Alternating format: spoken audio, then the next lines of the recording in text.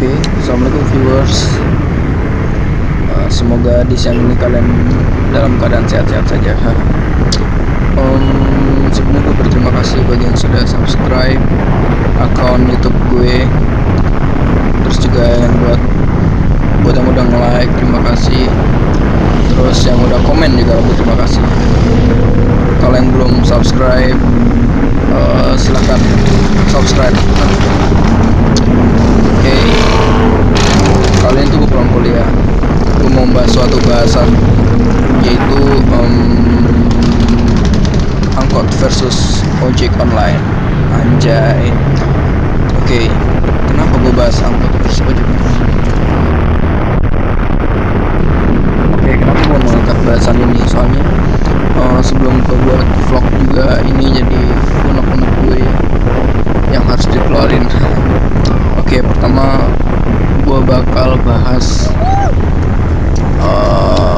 dampak positif.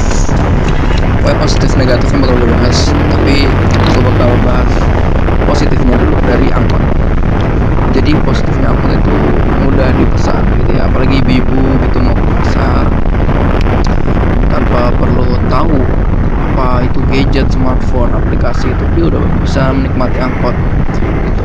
Dan biayanya juga nggak terlalu mahal, terjangkau. Nah itu kita tinggal berjalan ke pinggir jalan, berhenti di halte, kita angkot lewat, kita lambaikan tangan, langsung kita bisa naik angkot gitu loh.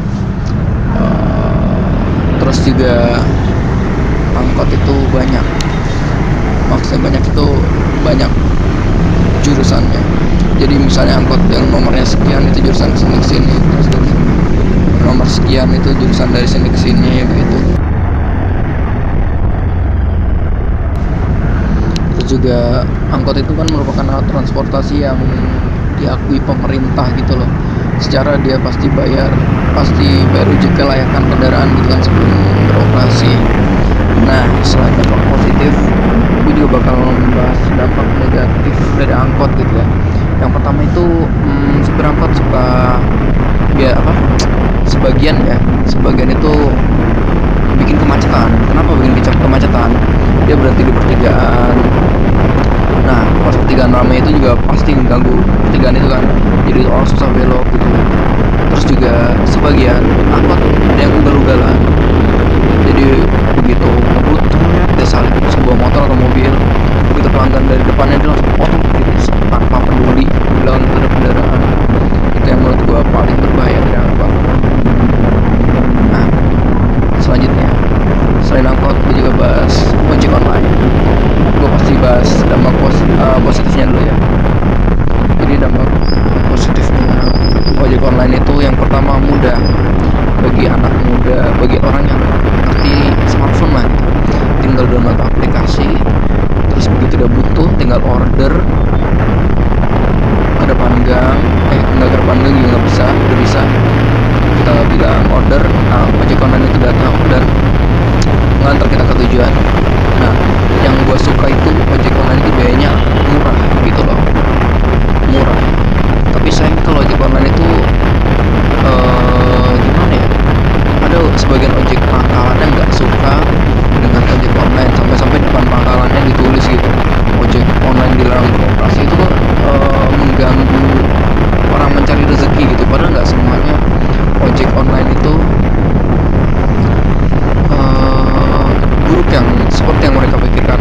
Emang setelah turunnya ojek online atau setelah adanya ojek online itu, ojek pangkalan itu agak sedikit tersisih gitu kan.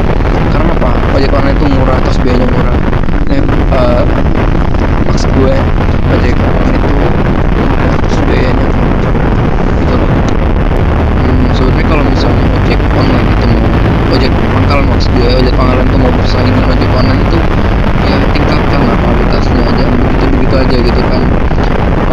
Gimana mau bersaing kalau secara SDM-nya itu pun nggak mau ada perubahan gitu. Nah yang itu dampak positif pertama ojek online kan, mudah terus murah. Terus juga ojek online itu aman. Kenapa aman? Soalnya sebelum dia daftar ojek online itu dia pasti mengisi data-data, sehingga ada tuh KTP-nya, SIM-nya, kendaraannya itu pasti ada. Nah itu yang membuat orang aman naik ojek online gitu ya. Terus sebagian ojek online juga kan ngadain seleksi tuh, yang ya pokoknya seleksi gitulah untuk layak nggak dimasuk jadi itu kan, jadi pengojek gitu. Wah jalannya jelek banget ini, ada perbaikan jalan ternyata. Ini biasanya lancar-lancar aja, di sini macet banget ini. Oke, kembali ke topik. Nah itu dia dampak positif ojek online. Oh ya, terus juga kita pasti dapat masker kalau naik ojek online, dapat masker terus pakai helm itu. Sekarang gue bakal bahas dampak negatif ojek online. Ada dampak negatifnya. Yang pertama itu penarik ojek online.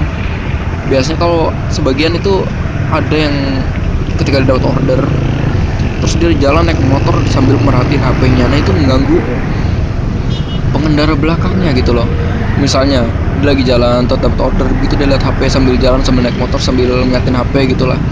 Terus sampai yang belakang itu susah nyalip. Nah itu yang bikin orang greget gitu loh. Jujur aja gue kurang suka sama ojek online yang kayak gitu. Biasanya kalau yang begitu ya gue klakson, kalau enggak ya sedikit gue gebet. siapa yang suka gitu kan, begitu lagi jalan santai-santai ada ojek online di depan lagi ngeliatin HP gitu, itu mengganggu banget kalau menurut gue.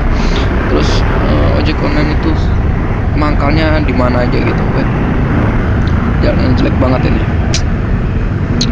Aduh.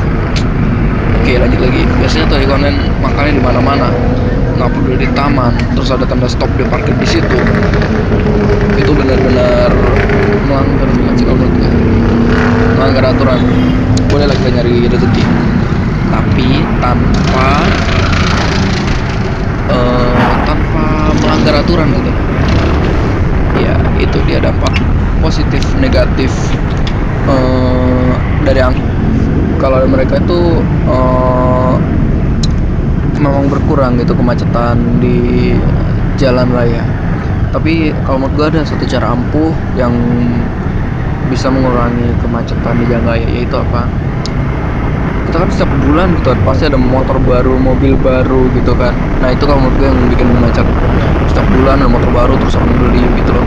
Nah kalau menurut gue tuh negara cukup membuka persaingan pasar motor, mobil, pasar transportasi buat pribadi itu setahun sekali atau 2 tahun sekali gitu. Jadi itu menekan jumlah pertambahan kendaraan bermotor.